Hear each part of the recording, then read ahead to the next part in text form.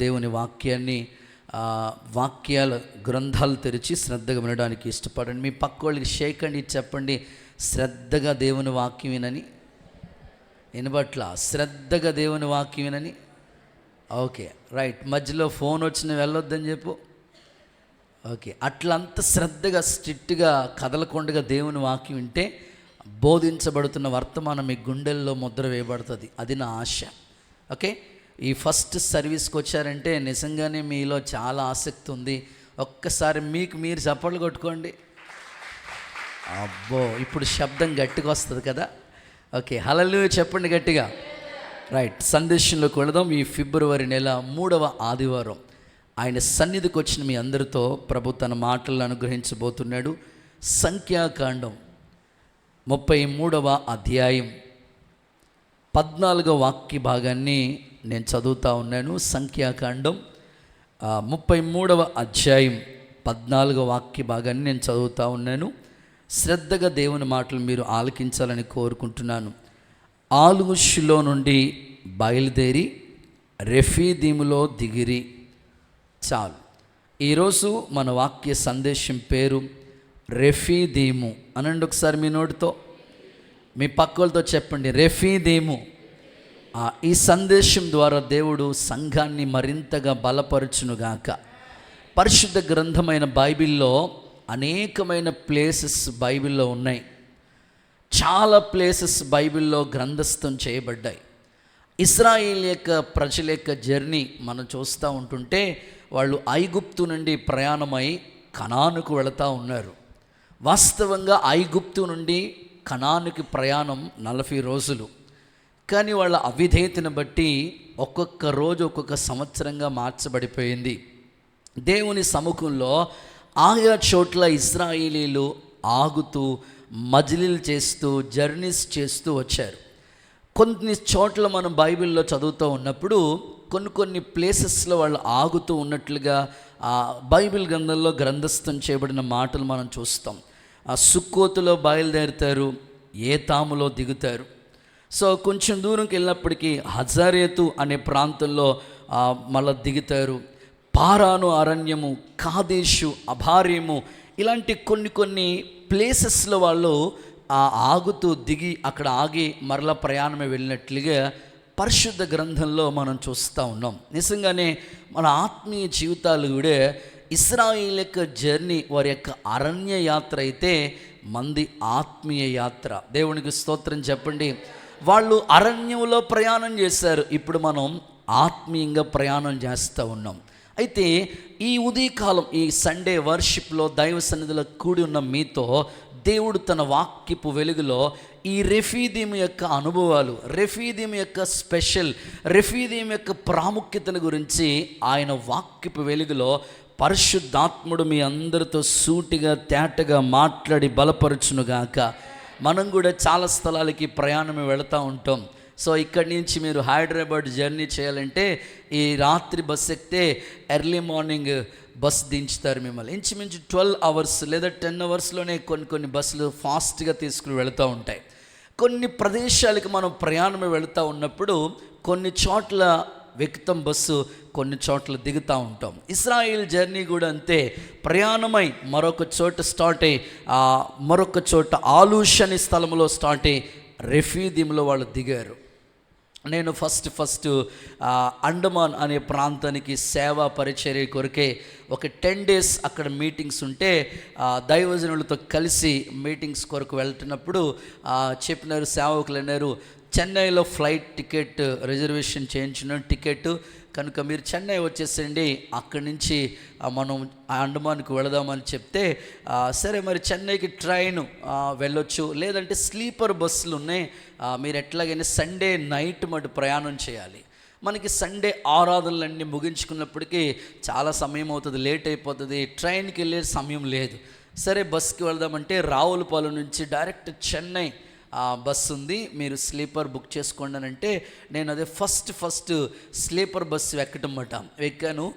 ఇంచుమించు చాలా ఫాస్ట్గా తీసుకుని వెళ్తూ ఉన్నాడు. తెల్లారినప్పటికీ ఇంచుమించు 9 కల్లా మేము బస్సు ఎక్కాం. తెల్లారి 7-8 గంటలకల్లా చెన్నైలో దించినారన్నమాట. సో మేము ఆలోచించనమాట, ఇంత మనిషికి ఎంత ఈజీ అయిపోయింది ఇప్పుడు ప్రయాణం, చాలా ఫాస్ట్గా అక్కడి నుంచి మరలా చెన్నై ఎయిర్పోర్ట్కి వెళ్ళాం. ఎయిర్పోర్ట్కి వెళ్తే అక్కడ రెడీగా ఉన్నాయి, అవన్నీ కూడా సిద్ధపరిచి చెక్కింగ్ అంతా అయింది. ఆ తర్వాత ఈజీగా 2 అవర్స్లో చెన్నై నుంచి అండమాన్ 2 గంటల్లో ఫ్లైట్ మీద జర్నీ చేయడం జరిగింది. సో ఇప్పుడు మనిషి చాలా ఈజీ అయిపోయింది ప్రయాణాలు, అనేక స్థలాల్లో ఎక్కటం, అనేక స్థలాల్లో దిగటం, ఇది అలవాటు అయిపోతుంది మనిషికి. కనుక ఇశ్రాయేలు యొక్క జర్నీని మనం చూస్తూ ఉన్నప్పుడు కొన్ని స్థలాల్లో వాళ్ళు బయలుదేరి కొన్ని స్థలాల్లో దిగుతూ వాళ్ళ ప్రయాణాన్ని కొనసాగిస్తూ వచ్చారు. చేతులు ఎత్తి ఒకసారి హల్లెలూయా చెప్తారా? కనుక రెఫీదీం అనేది ఒక ప్లేస్, ఒక ప్రాంతం అన్నమాట.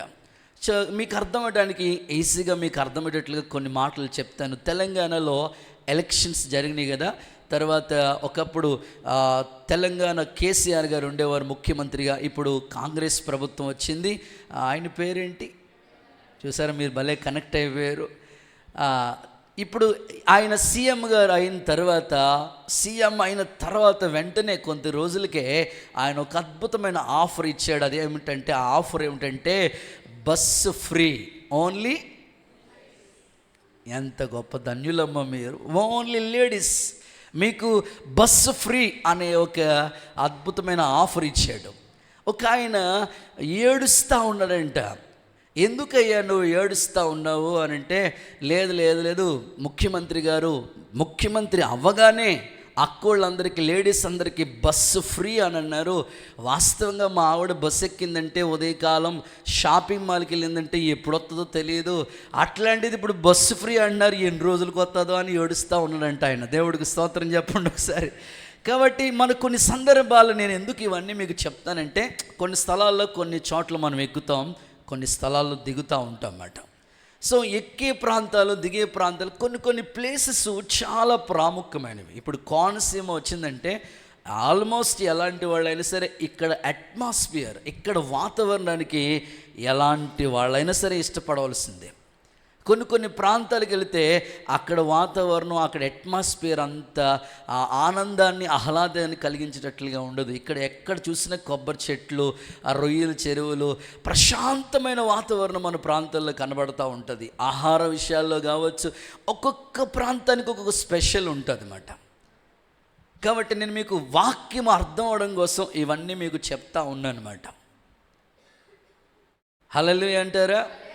ఆ పూతరేగు స్పెషల్ ఎక్కడ చూసారా, ఎంత బాగా ఈజీగా కనెక్ట్ అవుతున్నారు. ఆత్రేయపురం, ఇప్పుడు ప్రస్తుతం ఆత్రేయపురంలో ఉన్న పూతరేకులు ఇక్కడి నుంచే ఆర్డర్ పెట్టేసుకుంటున్నారు. స్పెషల్ అది. బందరు తెలీదా మీకు? లడ్డు,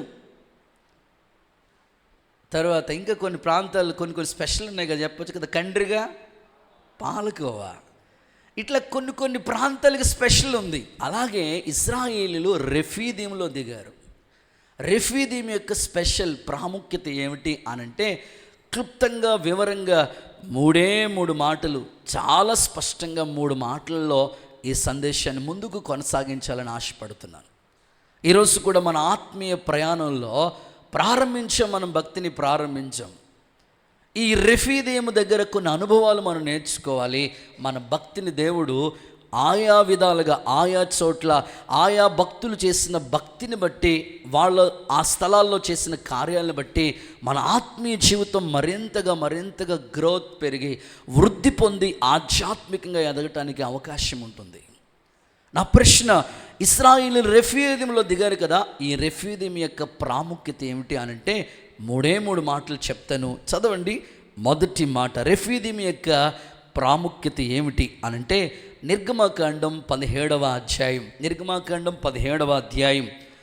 1వ వచనం అండ్ 6వ వాక్యం 2 కలిపి చదవటానికి మీరు ఇష్టపడండి. రెఫీదీం యొక్క స్పెషల్ ఏమిటి అనంటే, నిర్గమకాండం 17వ అధ్యాయం మొదటి వాక్యం అండ్ 6th వర్డ్, 6వ వాక్యం కూడా కలిపి చదువుదాం. తరువాత ఇశ్రాయేలీలు సర్వసమాజము యెహోవా మాట చెప్పున ప్రయాణములో సీను అరణ్యము నుండి ప్రయాణమైపోయి రెఫీదీములో దిగారు. ఇదిగో అక్కడ హోరేబులోని ఆ రెఫీదీములో దిగారు, అక్కడ ప్రజలకి నీళ్లు లేవు. 6వ వచనంకి వస్తే, ఇదిగో అక్కడ హోరేబులోని బండ మీద నేను నీకు ఎదురుగా నిలిచేదను, నీవు ఆ బండను కొట్టగా నీవు ఆ బండను కొట్టగా ప్రజలు త్రాగుటకు నీళ్లు బయలుదేరనని మోషేతో సెలవీయగా, మోషే ఇశ్రాయేలు పెద్దల కన్నుల ఎదుట అలాగు చేసాను. దేవునికి స్తోత్రం కలుగును గాక. ఏది సంతోషంగా చప్పట్లు కొడుతూ సార్ యేసయ్యకి మహిమ చెల్లిస్తారా? సో మొదటి మాట, దాహము తీరిన చోటు అనండి ఒకసారి మీ నోటితో. రెఫీదీంలో జరిగిన అనుభవాలు ఏమిటి అన్నయ్య? రెఫీదీంలో ఆ రెఫీదీం అనే ప్లేస్, ఆ ప్రాంతం యొక్క స్పెషల్ ప్రాముఖ్యత ఏమిటి అనంటే, బైబిల్ ఘోషిస్తున్న అద్భుత సత్యం ఏమిటంటే, దేవుడు అక్కడ వాళ్ళకి దాహాన్ని తీర్చాడు. వాస్తవంగా చెప్పుకోవాలంటే ఇశ్రాయేలు ప్రయాణంలో రెఫీదీంలో అక్కడ ఆగినప్పుడు నీళ్లు లేవు, వాస్తవంగా నీళ్లు లేవు.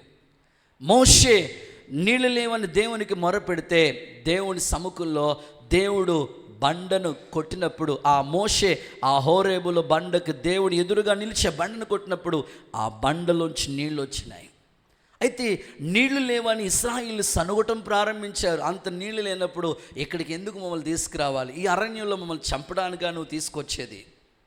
సో ఎక్కువగా సనుగటం ప్రారంభించారు. మన జీవితాల్లో కూడా కొన్ని సందర్భాల్లో ఎక్కువగా సనుగుతూ ఉంటాం. మనం కూడా ఏదైనా నీడ్ ఉంది, ఏదైనా అవసరత ఉంది, ఏదైనా కష్టం వచ్చింది, ఏదైనా అవసరత వచ్చింది, తీరట్లేదు, వెంటనే ఆ అవసరత తీరే ముందు సనుగుడు ప్రారంభిస్తూ ఉంటాం. అంత పోషించలేని ఆయన ఎందుకు పెళ్లి చేసుకోవాలి, పిల్లల్ని చదివించలేని ఆయన ఎందుకు కనాలి, ఇట్లాగా ఎక్కువగా మాట్లాడుతూ సనుగుతూ ఉంటారు అన్నమాట. ఇశ్రాయేలు కూడా అంతే, నీళ్లు లేవని వెంటనే సనగటం ప్రారంభించినారు. వెంటనే మోషే దేవునికి మొర్రపెట్టి అద్భుతంగా రెఫీదీంలో నీళ్ళు లేనప్పుడు హోరేబులో దేవుడు ఆ బండ ఎదురుగా నిలబడినప్పుడు ఆ బండను కొట్టగా అద్భుతమైన ప్రవాహము నీళ్లు వాళ్ళకి వచ్చినాయి. అద్భుతంగా వాళ్ళ యొక్క దాహము తీర్చబడి ఉన్నది. దేవునికి స్తోత్రం కలుగునుగాక.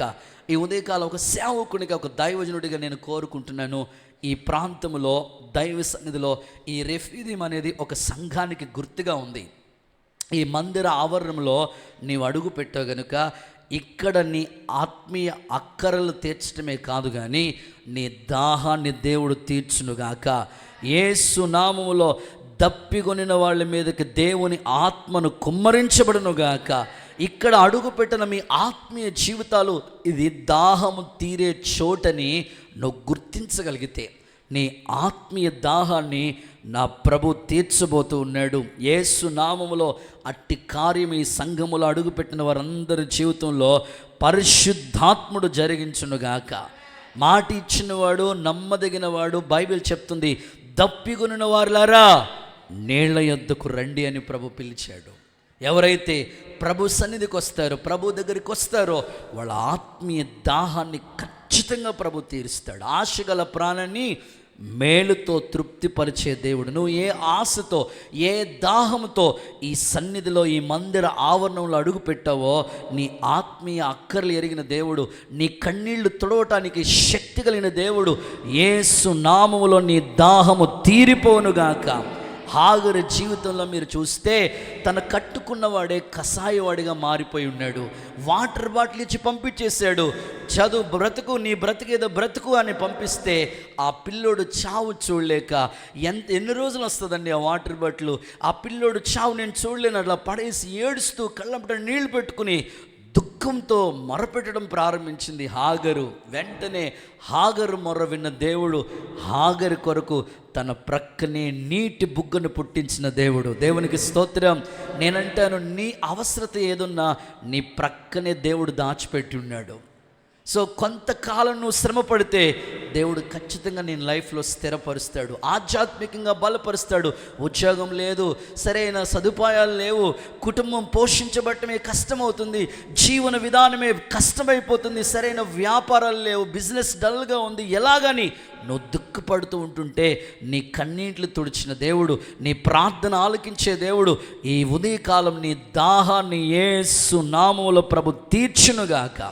హాగరు కొరకు నీటి బుగ్గను పుట్టించిన దేవుడు నీ అవసరతలు ఆయన తీర్చలేడా? నీ కన్నీళ్ళు ఆయన తొడవలేడా? సమస్తాన్ని చేయగలిగిన దేవుడే. అయితే నువ్వు విశ్వసించి ప్రార్థించగలిగితే, కన్నీళ్లతో ప్రభు పాదాల దగ్గర మొర్రపెట్టగలిగితే ఖచ్చితంగా నీ దాహాన్ని యేసు నామములో ప్రభు తీర్చునుగాక. కానీ విచారకరమైన విషయం ఏమిటంటే, ఈరోజు చాలామందికి ఆత్మీయ దాహం ఉండవలసిన ప్రజలు, ఆధ్యాత్మికంగా దేవునిలో దాహం కలిగి ఉండవలసిన ప్రజలు లోక సంబంధమైన వాటి కొరకే దాహం కలిగిన వారుగా ఉంటా ఉన్నారు. వ్యర్థమైన వాటి కొరకే దాహం కొరకే ప్రయాసపడతా ఉన్నవారుగా కనపడతా ఉన్నారు. వ్యర్థమైన వాటి కొరకే దాహం దాహం అని ప్రయాసపడుతున్న వాళ్ళు సమాజంలో నేటికి కూడా అనేకులు కనబడుతున్నారు. చెప్పన మనుషులు వేటి కొరకు దాహం కలిగి ఉంటున్నారో తెలుసా? కొంతమందిని మీరు చూస్తూ ఉంటుంటే వాళ్ళలో ఆత్మీయ దాహము చచ్చిపోయి, వాస్తవంగా నీతి కొరకు ఆకలి దప్పులుగానే వారు ధన్యులు, వారు తృప్తిపరచబడతారని వాక్యంలో రాయబడి ఉంది. నీతి కోసం, సంఘం కొరకు, పరిచర్య కొరకు, ఆత్మీయ విషయాల కొరకు, భక్తి కొరకు ఆశ కలిగి దాహం కలిగిన ఉండవలసిన ప్రజల్లోనికి లోక సంబంధమైన దాహం యాడ్ అయిపోతుంది. ప్రస్తుత కాలంలో మనుషుల యొక్క మనస్తత్వాలు మీరు చూస్తూ ఉంటుంటే ప్రజలు ఏ విషయాల్లో దాహం కలిగి ఉంటున్నారో తెలుసండి? చాలామందిలో అధికార దాహం పనిచేస్తూ ఉంది. అధికారం కావాలి నాకని దాహం దాహం దాహం. ఆ అధికారం కోసం పరిగెత్తే వాళ్ళు సంఘంలో కూడా ఉండటం చాలా విచారకరంగా కనబడుతూ ఉంది. లోకస్తులకు ఉండవచ్చేమో కానీ దేవుని బిడ్డలకి అధికార దాహాలు ఎందుకండి? ప్రజల్లో, సంఘాల్లో కూడా, విశ్వాసుల కుటుంబాల్లో ఈ అధికార దాహం పని చేస్తూ ఉంది. మీరు బైబిల్ గ్రంథంలో చూస్తే చెట్లన్నీ కలిసి ఒకసారి ఎలక్షన్ పెట్టుకున్నాయంట, మీటింగ్ పెట్టుకున్నాయంట. ఒలీవ చెట్టు దగ్గరికి వచ్చి అడిగినాయంట, ఒలీవ చెట్ట నీవు మా మీద రాజుగా ఉంటే ఎంత బాగుంటుంది. ఒలీవ చెట్టు అన్నదట, నో, నా వల్ల కాదు, నేను మీ మీద రాజుగా ఉండను, కానీ నా తైలం ఇచ్చి దేవుణ్ణి సంతోషపరిచి సన్మానించి ఆ తైలం ఇవ్వకుండా మీ మీద అటు ఇటు రాజుగా ఇవ్వటానికి నాకు అంత టైం ఎక్కడుంది, నా వల్ల కాదు. సరే, అంజూరపు చెట్టు వచ్చి అడిగారంట. అంజూరపు చెట్టు ఉంటుందంట, నా మాధుర్యము నా ఫలము నేను ఇవ్వకుండా మీ మీద రాజుగా ఎక్కడ ఉంటాను. ఆ తర్వాత ద్రాక్ష చెట్టు, దేవుణ్ణి సంతోషపరచకుండా మీ మీద రాజుగా ఎక్కడ ఉంటాను. సరే, ఈ చెట్లన్నీ కలిసి ముళ్ళ చెట్టు దగ్గరికి వెళ్ళి అంట. దేవుడికి స్తోత్రం చెప్పండి.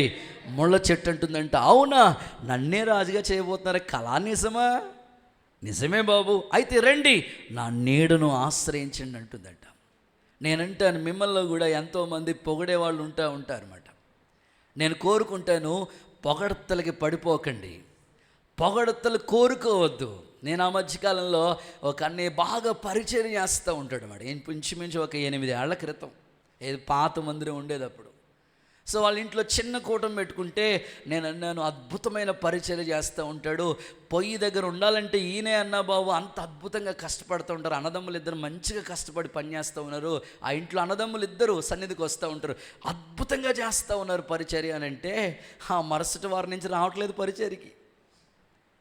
నేను అనవసరంగా పొగడాను రా బాబు అనుకున్నాను. దేవుడికి స్తోత్రం చెప్పండి. సో మీరు ఎప్పుడు కూడా పొగడ్తలకి పడిపోకండి. అధికార దాహం మీలో పని చేయకూడదు. సంఘాల్లో కూడా కొన్ని స్థలాల్లో మీరు చూస్తే పార్లమెంట్ ఏం సరిపోతుంది, కొన్ని స్థలాలకు మీరు వెళితే ఎలక్షన్స్ ఉంటాయి.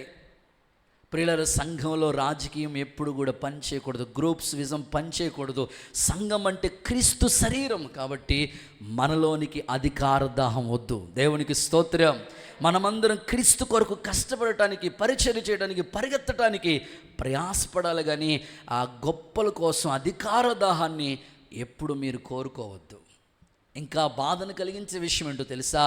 చాలామందిలో శరీర సంబంధమైన దాహం పనిచేస్తూ ఉంది. శరీర సంబంధమైన కోరికలు వాళ్ళకి దాహంగా పనిచేస్తూ ఉన్నాయి. చాలా కుటుంబాల్లో మీరు చూస్తే కామంతో ఉద్రేకం కలిగి చాలామంది శరీర కోరికలు తీర్చుకోవడం కొరకే దాహంతో ప్రయాసపడుతున్న వాళ్ళు నేటికి కూడా సంఘాల్లో, సమాజంలో కనబడుతూ ఉంటారు.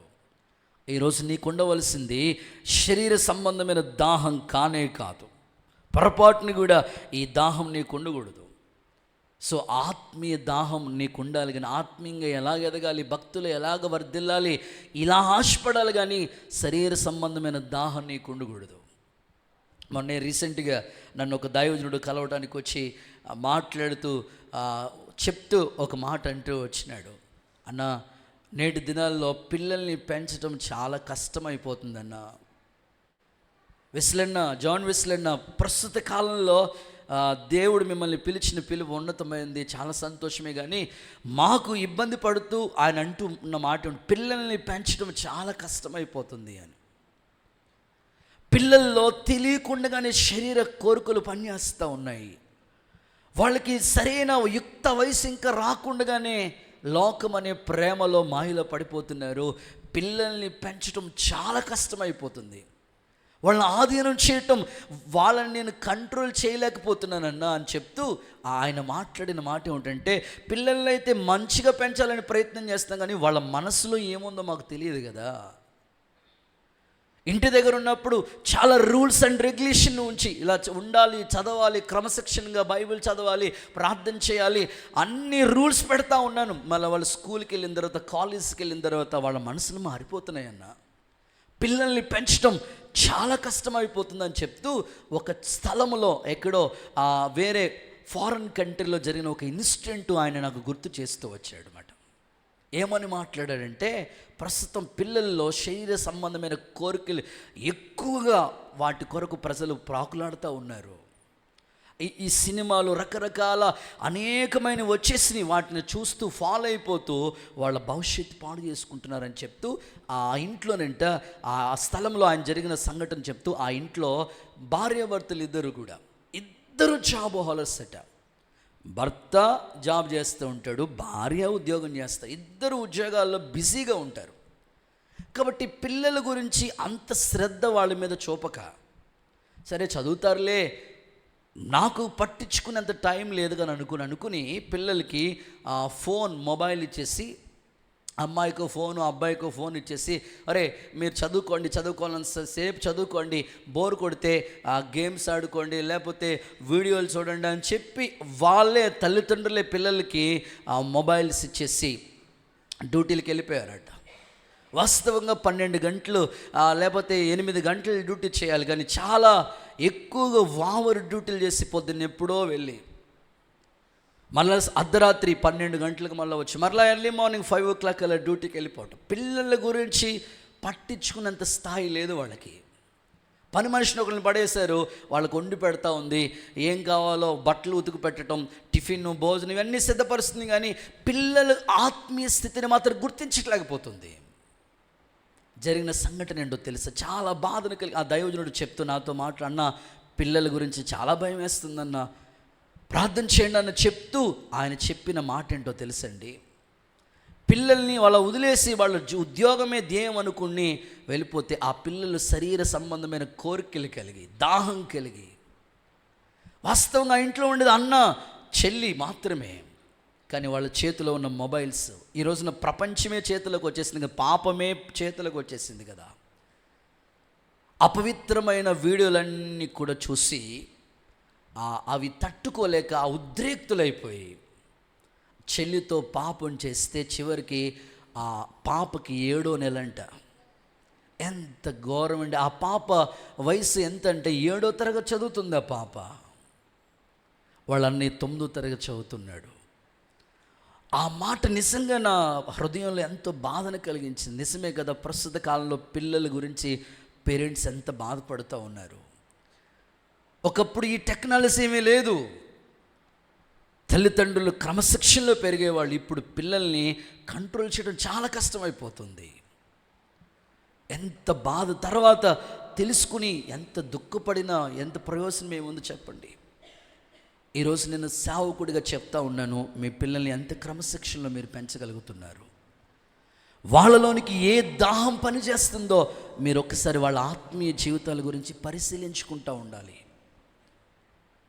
చదివిస్తూ ఉన్నారు, తప్పనట్లేదు, చదువు గురించి ఎంత ఖర్చు పెడతా ఉన్నారు, కానీ పిల్లల భవిష్యత్తు గురించి కూడా వాళ్ళని చూసుకొని వాళ్ళ గురించి ఆచితూచి ఆలోచించుకోవాల్సిన, శ్రద్ధ తీసుకోవాల్సిన బాధ్యత మీ మీద ఎంతైనా ఉన్నది. ఎందుకంటే మనిషి జీవితంలో రకరకాల దాహాలు పనిచేస్తూ ఉన్నాయి. కొంతమందికి ధనదాహం పనిచేస్తూ ఉంది. వాళ్ళకి డబ్బే సర్వస్వం అనుకుని ఇంక ఏమీ పట్టించుకోకుండా సంపాదనే దాని గురించి దాహం కలిగిన వారుగా ఉన్నారు.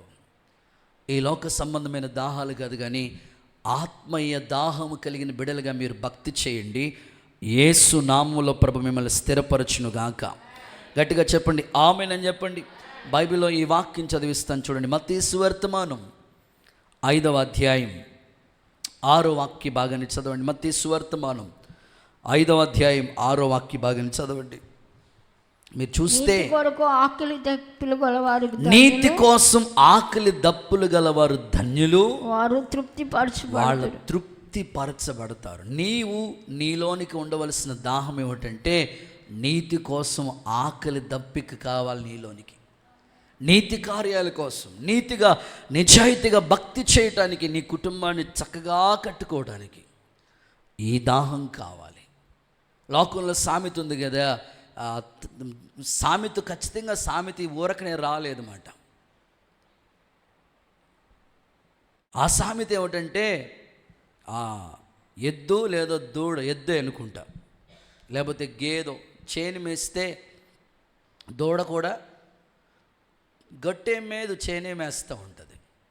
మీరు తల్లిదండ్రులుగా మీరు ఎలా ఉంటారో పిల్లలు కూడా అలా ఉంటారు. వాళ్ళ గురించి శ్రద్ధ తీసుకోవాలి మీరు ఖచ్చితంగా.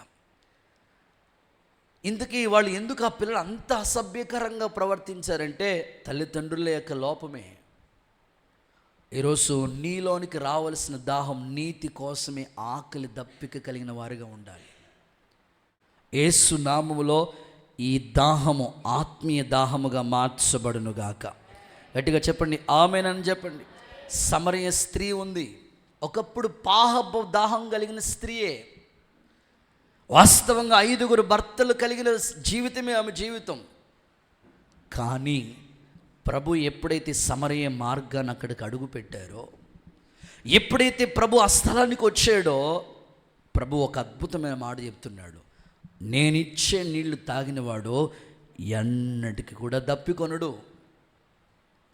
నేనిచ్చే నీళ్లు తాగేవాళ్ళలో ఎప్పుడు భౌతిక సంబంధమైన దాహం అతనికి కలగదు. జీవజల నది అయిన ప్రభుని ఎప్పుడైతే ఆశ్రయించిందో ఆ రోజే అక్కడితోనే ఆ పాపపు దాహం కట్టబడి ఆత్మీయ దాహం ఆమెలోనికి వచ్చింది. ఇప్పుడు నీతి కోసం ఆకలి దప్పిక కలిగిన వారిగా ఉన్నది.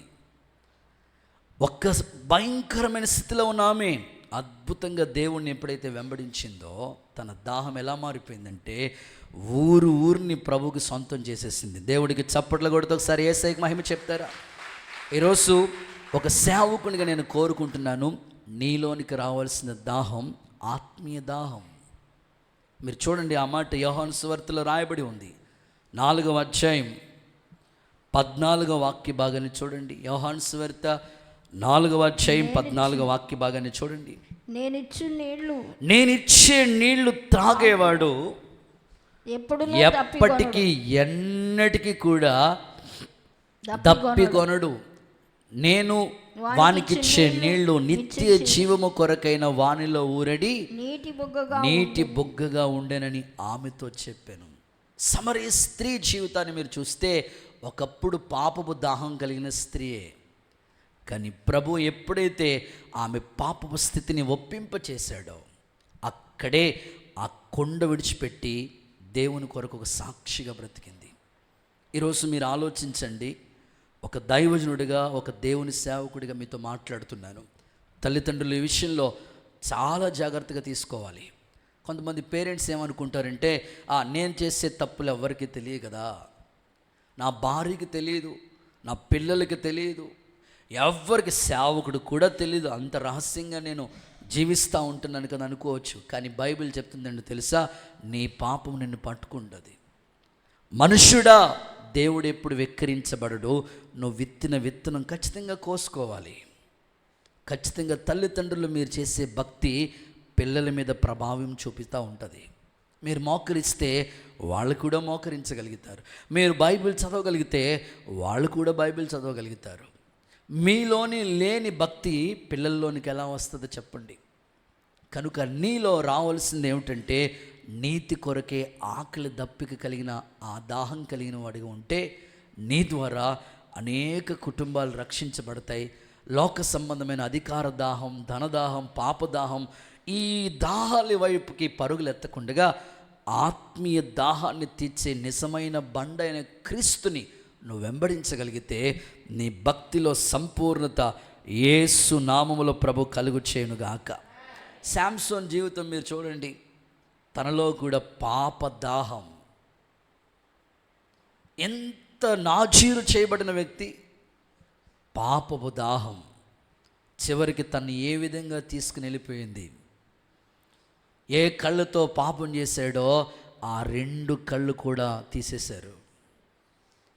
చివరికి తిరగలికి కట్టి ఆ తిరగలు విసురుకుంటా ఉన్నాడు మాట. ఈరోజు మీరు ఆలోచించాలి, మీరు చేసే చిన్న చిన్న లోపాలు అవి మీ పిల్లల మీద ప్రభావితం చూపిస్తాయి. పర్వాలేదులే అని అనుకోకండి, చాలా జాగ్రత్తగా మనం భక్తి చేయాలి. సంఘం అనే రెఫ్యూదీములో మీరు ఇక్కడ అడుగు పెట్టిన తర్వాత ఇక్కడ మీ ఆత్మీయ దాహాన్ని ప్రభు తీర్చబోతున్నాడు. కాబట్టి భౌతిక సంబంధమైన వాటి కొరకు చేసినవి చాలిక, పూర్వకాలమే చాలు. ఇప్పుడు ఈ కాలాన్ని బట్టి చూస్తే మనం ఇంకా ప్రభు కోసం భక్తి చేయవలసిన రోజులు ఆసన్నమయ్యాయి. ప్రభు కోసం పరుగులు తీయవలసిన స్థితి ఎంతైనా దగ్గర ఉంది. ఆ విధంగా మీ ఆత్మీయ జీవితాన్ని కట్టుకోండి. పరిశుద్ధాత్ముడు యేసు నామములో మీ హృదయాన్ని స్థిరపరచునుగాక. రెండవ విషయానికి వస్తున్నాను. సెకండ్ వన్, రెఫీదీంలో ఎలాంటి కార్యాలు జరిగినాయి, రెఫీదీం యొక్క ప్రాముఖ్యత ఏమిటి అని అంటే, ఒకటి చెప్పాను, చెప్పండి. దాహము తీరిన చోటు. అక్కడ నీళ్లు వాళ్ళకి వచ్చే బండలోంచి నీళ్ళు వచ్చాయి. మీ జీవితం కూడా ఇక్కడికి వచ్చిన తర్వాత దాహం తీర్చబడాలి. సో రెండవ మాట సందర్భం ఏమిటంటే, రెఫీదీము అనే మాటకి అర్థం ఏమిటంటే విశాల స్థలము. సెకండ్ పాయింట్ ఇది. రెఫీదీం ఈక్వల్ టు విశాల స్థలము. రెఫీదీం అనే మాటకి అర్థం ఏమిటంటే విశాల స్థలం. బైబిల్లో చదువుదాం. కీర్తనల పుస్తకం 18వ అధ్యాయం 19వ వాక్యాన్ని చదవగా విందాం. కీర్తనల పుస్తకం 18వ అధ్యాయం 19వ వాక్యం.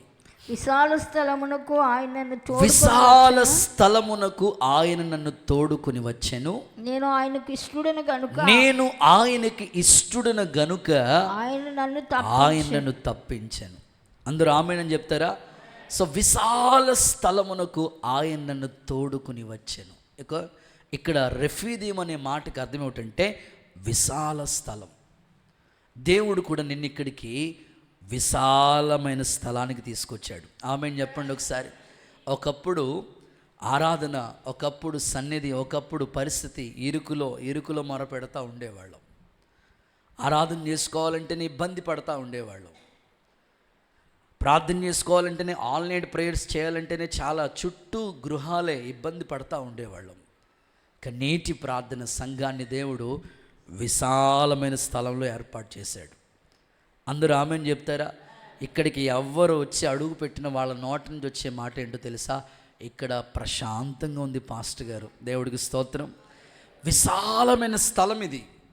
నేనంటేను భౌతిక సంబంధమైన విశాలమే కాదు, హాయిగా ఉంది, ప్రాణం ఆహ్లాదకరంగా ఉందంటే మాత్రమే కాదు, కానీ నీ ఆత్మీయ జీవితాన్ని కూడా దేవుడు విశాలపరచునుగాక. కొంతమంది జీవితాలు ఎలా ఉంటాయంటే సంకుచితంగా ఉంటాయన్నమాట. సంకుచితంగా ఉండకూడదు. నీ భక్తి, నీ ఆత్మీయ జీవితం ఎప్పుడు కూడా విశాలపరచబడాలి. బైబిల్లో భక్తుడు ఇలా ప్రార్థన చేశాడు, నేను ఇరుకులో మొర్రపెట్టగా దేవుడు నన్ను విశాలమైన స్థలానికి తీసుకుని వెళ్ళాడని.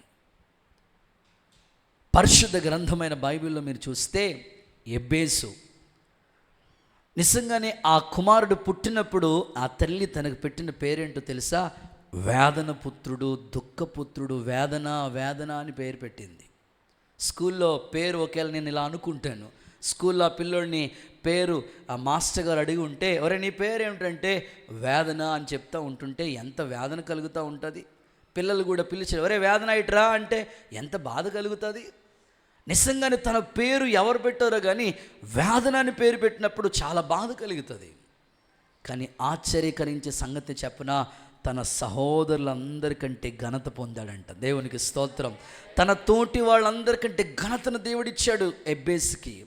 ఇప్పుడు దేవుని దగ్గరికి వచ్చిన ఎబ్బేసు ఒక అద్భుతమైన ప్రార్థన చేస్తూ ఉన్నాడు.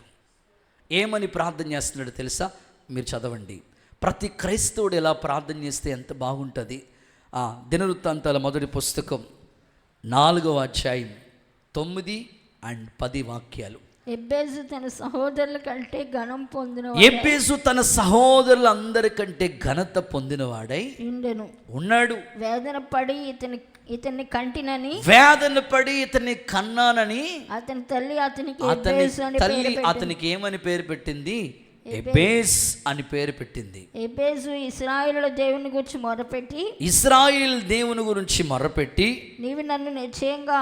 నీవు నిశ్చయముగా నన్ను ఆశీర్వదించాలి, నా సరిహద్దును విశాలపరిచి నీ చెయ్యి నాకు తోడుగా ఉండదయచేసి, ఓకే, నాకు కీడు రాకుండా నన్ను తప్పించి అని ప్రార్థించగా దేవుడు అతడు చేసుకున్న మనవిని అతనికి దయచేసాను.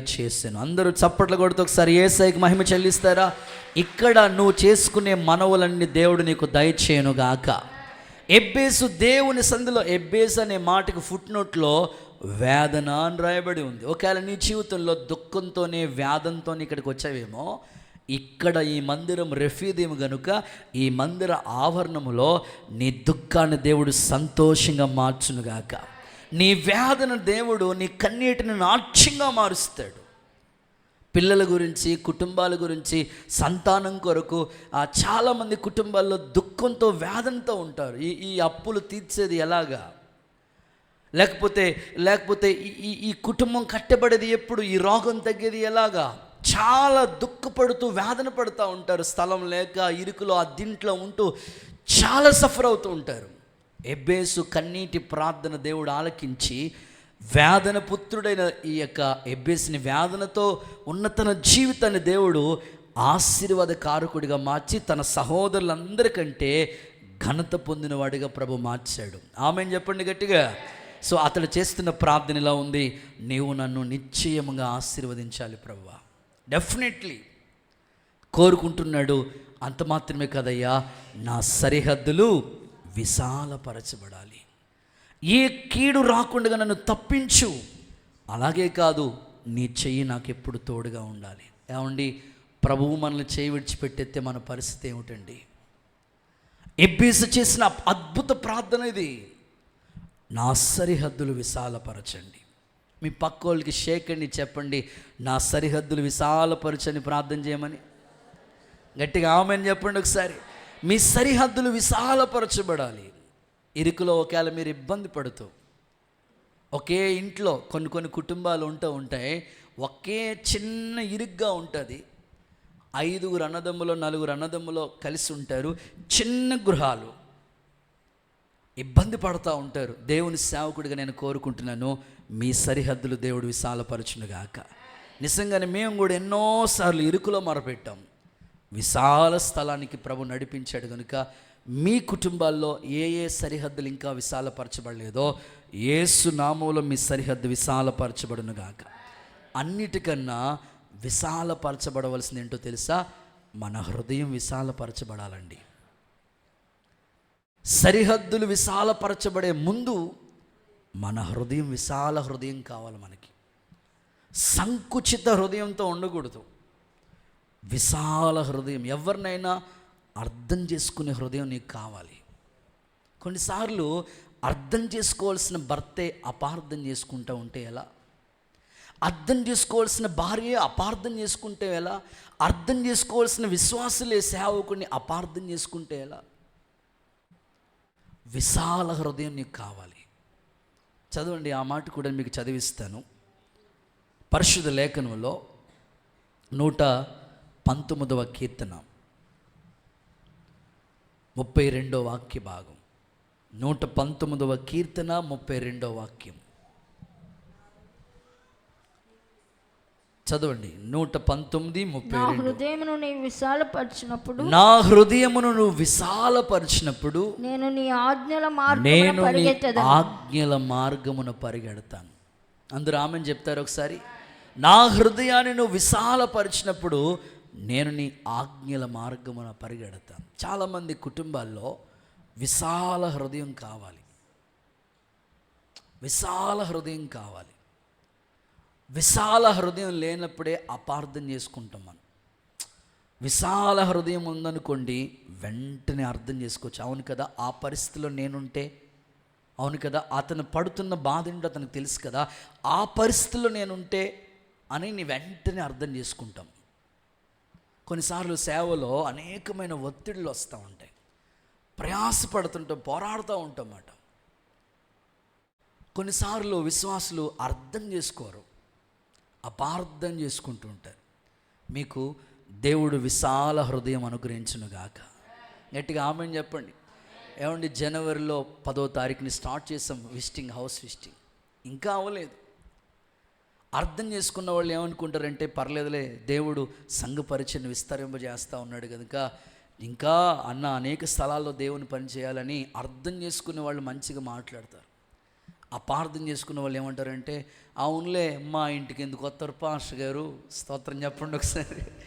మీరు అర్థం చేసుకునేవాళ్ళు కాబట్టే నేను అద్భుతంగా సేవ చేయగలుగుతున్నాను. మీరు ఈయన అపార్థం చేసుకుంటే నేను ఇంత అద్భుతమైన సేవ చేయలేను. ఎప్పుడు పడుకుంటామో ఎప్పుడు తింటామో తెలియదు, సేవలో ప్రయాసపడుతూనే ఉంటాం. విశాల హృదయం ప్రతి క్రైస్తవుడికి యేసు నామములో ప్రభు దయచేయునుగాక. విశాల హృదయం ఉండాలి మనకి. పరిచర్యలో ఎదురవుతున్న పోరాటం వాటన్నిటిని తట్టుకుని పరుగులెత్తుతూ ఉన్నాం. మీ కుటుంబంలో కూడా భార్య అని అర్థం చేసుకునే విశాల హృదయం భర్తకు ఉండాలి, భర్తను అర్థం చేసుకునే విశాల హృదయం భార్యకు ఉండాలి. అవునులే, నాకెందుకు కొంటో సేరా అనకూడదు. సర్లే, శాలరీ అందలేదేమో, అర్థం చేసుకోవాలి. అపార్థం ఎప్పుడు చేసుకోకండి. అపార్థం చేసుకుంటే ఎంత నష్టమో ఇప్పుడు చెప్తాను. చేతులెత్తి ఒకసారి హల్లెలూయా చెప్పండి. సో ఒక ఇంటికి పోస్ట్ మ్యాన్ లెటర్ పట్టుకొచ్చాడు.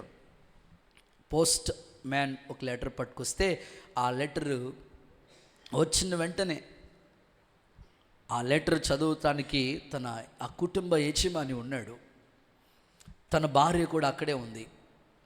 పెద్ద వయసులోకి వాళ్ళు వచ్చేసారు, ఇంచుమించు 50 అబోవ్ పెద్ద వయసులోకి వచ్చేసారు. వచ్చిన వెంటనే ఆ భర్త ఆ లెటర్ తీసి చదువుతూ ఉన్నాడు అన్నమాట. లెటర్ ఇలా రాయబడి ఉంది: మహారాజశ్రీ గౌరవనీయులైన, ఇలాగా తల్లిదండ్రులకి రాయి విన్నపమేమనగా, అత్తమామలకి రాయి విన్నపమేమనగా, సరిగ్గా వాళ్ళకి కన్నుదృష్టి సరిగ్గా లేకపోతే చదువుతూ ఉన్నాడు అన్నమాట ఆయన. తన భార్య అక్కడ కూర్చుని వింటూ ఉంది అన్నమాట. వింటూ ఉంటుంటే ఇది లెటర్ వచ్చింది మన కోడల దగ్గర నుంచే అని. సరే, ఆ లెటర్ ఇలా చదువుతూ ప్రారంభించారన్నమాట. ఆయన చదవటం ప్రారంభించాడనమాట. ఏమని ఉందంటే ఆ లెటర్లో, ఈ మధ్యకాలంలో వివాహమైన తర్వాత సరిగ్గా కుటుంబ బాధ్యతలు ఏమీ కూడా పెద్దగా పట్టించుకోవట్లేదు, పెద్దగా కుటుంబాన్ని గురించి పెద్దగా పట్టించుకోవట్లేదు అనని ఆ ప్రారంభ వచనాలు అలా ఉన్నాయన్నమాట. కుటుంబాన్ని గురించి ఏమి శ్రద్ధ తీసుకోవట్లేదు, అంత బాధ్యత తీసుకోవట్లేదు అని ఆ వచనాలు చదువుతున్నప్పుడు కింద అత్తమ్మగారు ఉన్నారన్నమాట. అక్కడే ఆ మాటలు వింటూ ఉందన్నమాట. వింటూ ఉంటుంటే, అవునులే, నిన్ను కట్టుకున్న తర్వాత ఇంకెక్కడ ఖాళీ ఉంటుంది ఆయనకి అని వెనకాల సెటర్లు వేస్తూ ఉంది. సరే, ఇంకా కొంచెం ముందుకు చదువుతున్నాడు. పిల్లల్ని కూడా పట్టించుకోవట్లేదు. ఇంకా పిల్లల్ని పట్టించుకునేంత స్థితి ఎక్కడ ఉంటుంది? ఇంకొంచెం ముందుకు చదువుతూ ఉన్నాడు. ఈ మధ్యకాలంలో తాగేసి వస్తూ ఉన్నాడు. ఏదైనా విషయం తాగి చచ్చిపోవాలనుకుంటుంటే, ఆయన చచ్చిపోయేది నువ్వు సావచ్చు కదా అని అంటూ ఉంది వెనక. ఇలా మాట్లాడుతున్నప్పటికి చివరికి వచ్చినప్పటికి ఇట్లు మీ కూతురు అనే పదం వచ్చింది. స్తోత్రం చెప్పండి ఒకసారి. చూడండి, చాలామంది కుటుంబాల్లో కూతురికి ఒక న్యాయం. మీరు మంచోళ్ళమ్మా, మంచోళ్ళందరూ స్తోత్రం చెప్పండి ఒకసారి, గట్టిగా హల్లెలూయా చెప్పండి. కూతురికి ఒక న్యాయం, అలా ఉండకూడదు. విశాల హృదయం, ఆమెనే నువ్వు ఒక కూతురులా చూసుకుంటే నిన్ను కూడా ఆమె తల్లిలా చూసుకుంటుంది కదా. కాబట్టి మీరు హృదయం విశాలపరచబడితే అందరిని అర్థం చేసుకోగలుగుతారండి. కొరింథీ సంఘంలో పౌలు ఒక అద్భుతమైన మాట చెప్తున్నాడు. చూడండి, కొరింథీలకు రాసిన మొదటి పత్రికలో ఈ మాటలు ఉన్నాయి. సెకండ్ పత్రిక, రెండవ పత్రిక, 6వ అధ్యాయం 11 నుంచి 13 వచనాలు చదవండి. ఓ కొరింథీలారా, అరమర లేకుండా మీతో మాట్లాడుచున్నాను. అరమరిక లేకుండా మీతో మాట్లాడుచున్నాను. మా హృదయం విశాలపరచబడి ఉన్నది. మా హృదయం అయితే విశాలపరచబడి ఉంది. మీ ఎడల మా అంతఃకరణము సంకుచితమై ఉండలేదు కానీ ఓకే, మీ అంతఃకరణమే సంకుచితమై ఉన్నది. ఓకే, మీ ఎడల మాకున్న అంతఃకరణమునకు ప్రతిఫలముగా మీరును మీ హృదయములను విశాలపరచుకొనుడి. ఆ మాట టెక్ చేసుకోండి. మీరును మీ హృదయములను విశాలపరచుకొనండి. అందరూ ఆమేన్ చెప్తారు ఒకసారి. యేసయ్య మీకు విశాల హృదయము ప్రసాదించునుగాక. కుటుంబాన్ని, భర్తని, తల్లిని, తండ్రిని, సేవకుని, సంఘాన్ని అర్థం చేసుకునే విశాల హృదయం యేసు నామములో ప్రభు మీకు దయచేయునుగాక. విశాల హృదయం ఖచ్చితంగా మనకి కావాలి, లేకపోతే అపార్థాలు చేసుకుంటాం. విశాల హృదయం ఉందనుకోండి, ఈజీగా కనెక్ట్ అయ్యి అర్థం చేసుకోగలదు. ఆ స్థితిలో నేను ఉంటే అవును కదా, నేను కూడా ఇలాగే ఉంటాను కదా, ఇలాగే నడిపించబడతాను కదా అని వెంటనే అర్థం చేసుకునే, ఆ రిసీవింగ్ చేసుకునే మనసు ప్రభు మీకు ప్రసాదించునుగాక. ఆదివారం వచ్చినప్పటికీ కొన్నిసార్లు చాలా సఫర్ అవుతూ ఉంటామన్నమాట. రెస్ట్ ఉండదు అన్నమాట. పరిచర్యలో ఆదివారం ఒక్కరోజే కాదు, ఆదివారం నుంచి మరలా ఆదివారం వరకు అలాగే ఉంటుంది సేవ కూడా. విరామం లేని పరిచర్యలో కొన్నిసార్లు ఇబ్బంది ఎదురవుతూ ఉంటుంది. అయినా విశాల హృదయంతోనే సేవలో మేము ప్రయాసపడుతూ ఉన్నాం. సేవకుడు బ్రతిమాలుతున్నాడు సంఘాన్ని, మా హృదయం విశాలపరచబడి ఉంది, మీరు కూడా విశాల హృదయం కలిగిన వారిగా ఉండండి అని.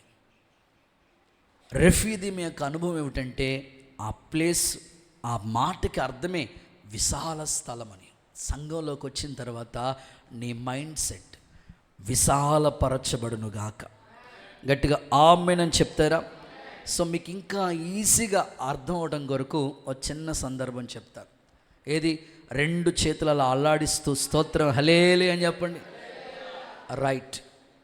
ఒక డాక్టర్ గారు ఒక హాస్పిటల్ రన్ చేస్తూ ఉన్నాడు. ఎంత ఆ హాస్పిటల్ రన్ చేస్తున్నా సరే డెవలప్మెంట్, అంత గ్రోత్, ఎదుగుదల, అభివృద్ధి అనేది కొంచెం కనిపించడం లేదు. సరే వెంటనే బోర్డు పెట్టాడు. పేషెంట్లకి ఆఫర్ అని ఒక బోర్డు పెట్టాడు. ఆ ఆఫర్ బోర్డు ఏమిటంటే ఇలా ఉంది: ఏ రోగానికైనా సరే నేను మందిస్తాను. మీరు ఎవరు ఏ రోగంతో ఇక్కడ అడుగు పెట్టినా ఆ రోగానికి మందిస్తాను. ఫీజు 100 రూపీస్ మాత్రమే. ఏ రోగానికైనా సరే నేను మందిస్తాను. ఒకవేళ నేను గిని డాక్టర్గా మందు ఇవ్వకపోతే తిరిగి మీకు 2000 రూపాయలు తిరిగి ఇచ్చేస్తాను. ఇదేదో భలే ఉంది కదా, ఇలాంటి డాక్టర్లు మన ప్రాంతాలు ఉంటే బాగుండేది అనుకుంటున్నారు మీరు కదా. రోగం తగ్గకపోతే, ఆ రోగానికి మందు ఇవ్వకపోతే తిరిగి మరలా నేనే మీకు 2000 రూపాయలు తిరిగి ఇచ్చేస్తానంటే, ఒక పేషెంట్ చూసి డాక్టర్ దగ్గరికి వెళ్ళి డాక్టర్ గారిని ఆట పట్టిద్దాం, అసలు ఏంటో తేల్చుకుందాం, ఆ 2000 ఏదో మనం పట్టుకుని వెళ్దాం అని అనుకుని తీసుకుని వెళ్ళిపోదాం డాక్టర్ దగ్గర నుంచి అనుకుని డాక్టర్ గారితో ఆ గేమ్ ఆడదామని, డాక్టర్ గారిని ఇన్సల్ట్ చేద్దాం అనుకుని ఈ పేషెంట్ బయలుదేరి ఆ డాక్టర్ గారి దగ్గరికి వెళ్ళాడు. వెళ్ళిన తర్వాత ఆ బోర్డు చూసాడు, ఫీజు 100 రూపీస్, రోగం ఏ రోగానికైనా సరే మందు ఇస్తాను, ఒకవేళ మందు ఇవ్వకపోతే మాత్రం తిరిగి మీకే 2000 రూపాయలు ఇస్తానంటే, ఈరోజు 2000 రూపాయలు డాక్టర్ దగ్గర నుంచి నేను సంపాదిస్తాను అనుకుని ఆ డాక్టర్ గారిని గేల్ చేద్దామని, గేమ్ ఆడదాం అనుకుని ఈ పేషెంట్ వెళ్ళాడండి. వెళితే ఆ పేషెంట్ ఆ డాక్టర్ గారి దగ్గరికి వెళ్ళిన వెంటనే అలా అంటున్న డాక్టర్ గారు నాకు కొద్ది రోజుల నుంచి నాలుకకు రుచి తెలియటం లేదు, టేస్ట్ తెలియటం లేదు నాకు, కాబట్టి ఏదైనా మందు ఇవ్వండి అని అంటే, అక్కడ నర్సక్క ఉంటే నర్సక్కని పిలిచాడు. డాక్టర్ గారు పిలిచారు, నర్సక్క నువ్వు అక్కడికి వెళ్ళి బీరువాలో సెకండ్ అరలో 16వ నెంబర్ ఒక సీసా ఒకటి ఉంటుంది, తీసుకురా అన్నాడు. తీసుకొచ్చిన వెంటనే నోరు అలా ఆవలించు, 2 చుక్కలు వేస్తానని ఆ నోరు ఆవలించిన వెంటనే 2 చుక్కలు వేసిన వెంటనే తూ అని నూసేసి ఇది కిరోసిన్ అని అన్నాడు. అవును, నీ నోరు బాగానే పనిచేసింది, కట్టు 100 రూపాయలు అన్నాడు. స్తోత్రం చెప్పండి ఒకసారి, హల్లెలూయా చెప్పండి ఒకసారి. బాగానే పనిచేసింది, కట్టు డబ్బులు అని 100 రూపాయలు కట్టించుకున్నాడండి. ఇక సరే వెళ్ళిపోయాడు ఆ పేషెంట్. వెళ్ళిపోయిన 6 నెలల దాకా రాలేదు మాట. ఈ లోపల రోజులు గడుస్తున్నాయి. మరలా 6 నెలల తర్వాత గుర్తొచ్చి ఎలాగైనా సరే డాక్టర్ గారి దగ్గర నుంచి ఈరోజు నేను ఎలాగైనా 2000 పేమెంట్ నేను తెచ్చేసుకుంటాను అనుకుని ఆయన వెళ్ళాడు. వెళ్ళిన వెంటనే డాక్టర్ గారిని అడుగుతున్నాడు అన్నమాట. ఈ పేషెంట్ అంటున్నాడు, డాక్టర్ గారు ఈ మధ్యకాలంలో నాకు పెద్దగా ఏమీ గుర్తుండట్లేదండి, ఏమి అస్సలు గుర్తుండట్లేదండి నాకు. అవునా, సరే కూర్చో అని అన్నాడు. ఇప్పుడు నర్సక్కని పిలిచాడు. నర్సక్క, నువ్వు అక్కడ బీరువాలో 2వ అలమారులో 16వ నెంబరు సీసా పట్టుకురా అంటే వెంటనే అన్నాడు, అది కిరోసిన్ కదా అన్నాడు. అయితే నీకు బాగానే జ్ఞాపక శక్తి ఉంది, కట్టు 100 రూపాయలు కట్టు అన్నాడు. స్తోత్రం చెప్పండి ఒకసారి. 100 రూపీస్ కట్టు అని అన్నాడు. అయ్యో, ఈసారి కూడా బోల్తా పడ్డాను అనుకుని వెళ్ళిపోయాడండి. మరలా 6 నెలల తర్వాత వచ్చాడు. వచ్చిన తర్వాత డాక్టర్ గారిని ఈసారి అంటున్నాడు, ఎలాగైనా సరే డాక్టర్ గారిని బాల్తో పడగొట్టాలి, 2000 రూపాయలు నేనే కొట్టాలనుకుని వెళ్ళాడు. వెళ్ళిన తర్వాత డాక్టర్ గారి దగ్గరికి వెళ్ళటమే ఇలా అంటున్నాడు అన్నమాట. డాక్టర్ గారండి, నాకు ఈ మధ్యకాలంలో అస్సలు ఏమీ సరిగ్గా కనబట్టలేదు. అవునా, కూర్చో అని టార్చ్ లైట్ వేశాడు. చూసి కన్నులు చూశాడు. సరే, నీకు సరిగ్గా కనపట్లేదు కదా, ఈసారి నేను నీకు మందు ఇవ్వలేకపోతున్నాను.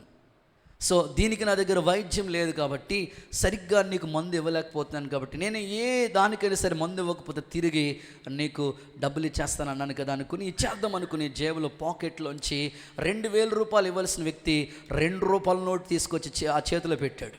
ఇచ్చిన వెంటనే అలా చూసి ఇది 2000 కాదు 2 రూపాయలు అన్నాడు. అయితే నీకు బాగా కళ్ళు కనబడుతున్నాయి, కట్టు 100 రూపాయలు అన్నాడంట. స్తోత్రం చెప్పండి ఒకసారి, హల్లెలూయా చెప్పండి ఒకసారి.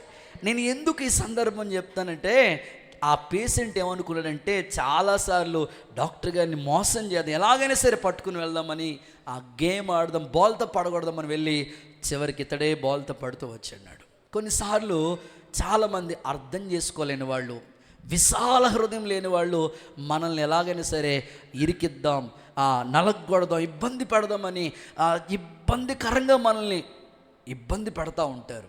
కానీ దేవుని సేవకుడిగా నేను చెప్తున్నాను, వాళ్ళకి దేవుడు విశాల హృదయం దయచేయబోతున్నాడు. నిన్ను ఎవరు ఇబ్బంది పెడుతున్నారు, నీ కుటుంబంలో ఎవరి ద్వారా నువ్వు టార్చర్ భరిస్తున్నావో వాళ్ళకి యేసు నామములో నా తండ్రి విశాల హృదయాన్ని దయచేయనుగాక, అర్థం చేసుకునే మనస్సును దేవుడు అనుగ్రహించునుగాక, నీకు విరోధంగా రూపించబడిన ఏ ఆయుధము కూడా వర్ధిల్లకుండా ఉండునుగాక. రెఫీదీం అనే స్థలం అది నిజంగానే విశాల స్థలం. కొన్నిసార్లు ఉద్యోగం చేసే చోట, వ్యాపారం చేసే చోట అర్థం చేసుకోగలగండి. కొన్నిసార్లు పై అధికారులు ఇబ్బంది పెడుతున్నారు. అందులోకి ఇప్పుడు క్రిస్టియానిటీ అంటేనే చాలా ఏదో విధంగా వెళ్ళి ఇబ్బంది పెట్టాలి అని ఎన్నో విధాలుగా ప్రయత్నం చేస్తూ ఉన్నాను. నేనంటాను, నిన్ను ఎవరు ఇబ్బంది పెట్టాలనుకున్నారో వాళ్ళకి దేవుడు విశాల హృదయాన్ని ప్రసాదించబోతున్నాడు. నువ్వు విశ్వసించగలిగితే దేవుడు నీ కార్యాలు నీ జీవితంలో సఫలపరుస్తాడు. రైట్, ఇక 3వ సందర్భంలోకి వస్తుంది. 3rd వన్, రెఫీదీము అనే ఆ చోట, ఆ ప్లేస్ యొక్క ప్రాముఖ్యత ఏమిటి అని అంటే చెప్పండి. 1 మర్చిపోకూడదు, హలో 1 అది దాహము తీరిన చోటు, 2వదిగా విశాల స్థలం అది అక్కడ. 3వ మాట చూద్దాం. 3rd వన్, నిర్గమాకాండం 17వ అధ్యాయం, నిర్గమాకాండం 17వ అధ్యాయం 8వ వాక్యం అండ్ 11వ వాక్యం, ఈ 2 కలిపి చదవాలి. తర్వాత అమాలేకీయులు వచ్చి రెఫీదీములో ఇశ్రాయేలుతో యుద్ధము చేయగా 11వ వచనం, మోషే తన చెయ్యి పైకెత్తినప్పుడు ఇశ్రాయేలీలు గెలిచిరి. ఆమేన్, హల్లెలూయా.